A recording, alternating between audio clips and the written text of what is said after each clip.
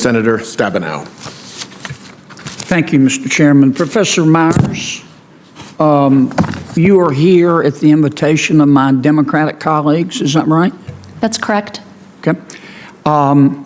In his opening statement, my good friend Senator Whitehouse said, I want to quote, reproductive justice is economic justice, close quote. Do you agree with that?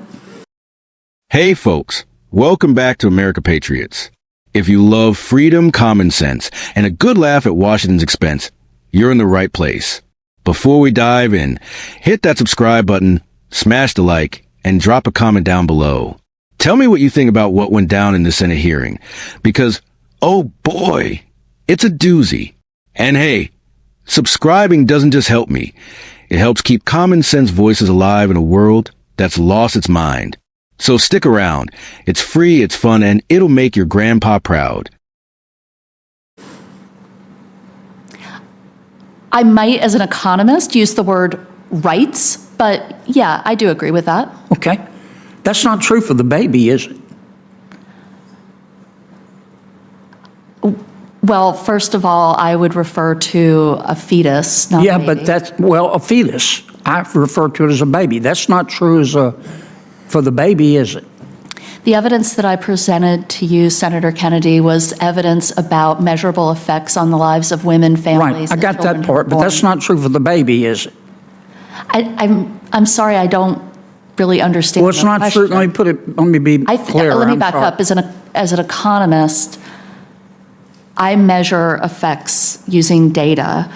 I'm not here to talk about ethics, assignment of personhood. That's not my Well, but you role. said you agreed with the chairman's statement that reproductive justice is economic justice. There is no economic justice for the baby because the baby's dead, right? I wouldn't refer. I don't really know how to answer your question. I would refer to Was a the baby fetus. dead or alive? We're referring to a fetus. Okay, is the fetus dead or alive after an abortion? The fetus would be dead after an abortion. All right. If the mother is healthy and the baby is healthy, do you support abortion up to the moment of birth?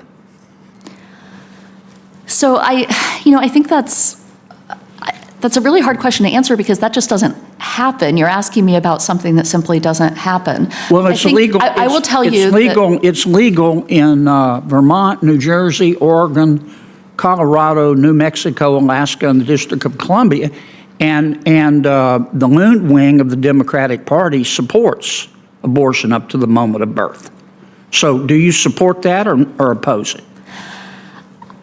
I don't think. Let me say, I'm here to talk about the economics of abortion. No, you're here as an expert. And I think you're asking me a believe. question as a person, which I'll answer as a person. Okay, tell me as a person. I will tell you as a person that I have ambivalence about abortion. I will tell you as a person, I haven't personally had an abortion. And I will also tell you as a person looking at the evidence around me and understanding how complex the decisions are that people face. Okay. I'm just simply uncomfortable I got to move on, thinking that there's a Professor, 'cause I don't think answer you're that going to applies answer to my everyone. question. I trust women and their healthcare providers. Yeah, it's real simple. You either support abortion for a healthy mother and baby up to the moment of birth or you don't. And I don't think it's a difficult question. How about you, doctor? Do you support, if the mother is healthy and the baby's healthy, do you support abortion up to the moment of birth?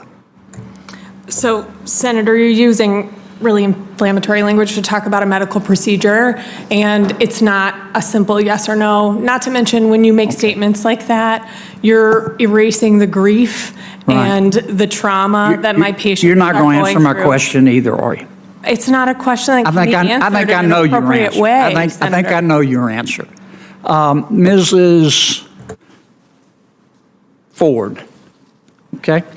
Let's take a baby at 21 weeks. Hold up, Mike. This is a baby at 21 weeks, okay? The baby can feel pain, right? Yes. And the baby's pretty developed, right? Yes. And do you know the name of the procedure that the doctor would use to abort that baby at 21 weeks? I'm not a doctor, but I believe it's a DNR. It's called dilation and evacuation. Is that right? As far as I understand, yes. Yeah. And first, the doctor would dilate the cervix, and then the doctor would take what's called the doctor would call it a Sofer clamp. It's really a pair of pliers with sharp teeth on the end. And without giving the baby any pain medication, the doctor would go through the vagina, through the uterus, and start tearing the baby apart. Is that right? As far as I understand the procedure. Yeah, and she might start with the legs and pull them out, and the arms and pull them out, right? And then she might go for the heart or the spine and just pull the baby out piece by piece. Is that right? Without giving the baby pain medication. That's what I understand the procedure to be. Okay, but then you got to get the head out. The baby's dead, but maybe not. Maybe it's still in pain, but then you got to get the head out. And even with the cervix dilated, you got to get the head out, which is hard. So then the doctor would go in and use those pliers to crush the baby's head. Is that right? As far as I understand. And then she'd pull the head out, the crushed skull out, right? Senator Kennedy, your time has expired here. Well, you and gave Senator the Stabenow is others waiting. plenty of time, Mr. Chairman. Just letting you know, your time's expired. Your Okay. other senator's waiting. Well, I was waiting when you were letting others. I'm sorry you don't want to hear about what happens. No, I don't think anybody in else an is actual going- I don't think abortion, but anybody else I has gone thought that over. was what we were here to talk about. No one else has gone over. Some of the witnesses went a little bit long, but on both sides. So I thought we were here trying to about control them. protecting mothers and killing babies. I'm going to turn to Senator Stabenow and. Mr. Well, I'm sorry Phillips. you don't want to sorry that hear it. this had to Like take we've place got in a front of whole you. roster here. My apologies. All right, so I just watched the Senate hearing. You know, the one where Senator John Kennedy asked some very basic questions. And somehow everyone in the room acted like he was reading them a calculus problem. We had Professor Myers there, invited by the Democrats, and bless her heart, she came prepared to talk about the economics of abortion. Because apparently, everything's about economics now. They're over here with their charts and graphs, saying reproductive justice is economic justice. And Kennedy's just sitting there like, yeah, but what about the baby? And you could feel the tension. She says, well, I call it fetus. And Kennedy's like, okay, call what you want, but is it dead or alive after an abortion? Folks, that's what I call a mic drop question. Simple, direct, no trick wording. Now, when Kennedy pressed her about abortions right up to the moment of birth, she said, that doesn't happen. Really? Because last I checked, it's legal in several states. Vermont, Oregon, New Jersey.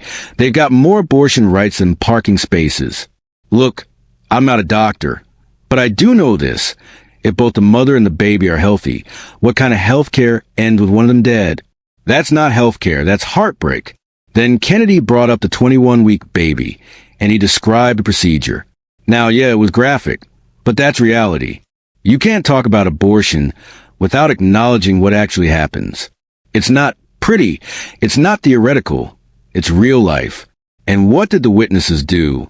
They dodged, they weaved, they changed the subject. It was like watching political dodgeball. Meanwhile, Kennedy's over there with the patience of a saint, just trying to get a straight answer. Now, let's be clear, no hate here. I don't hate anyone. I just love life.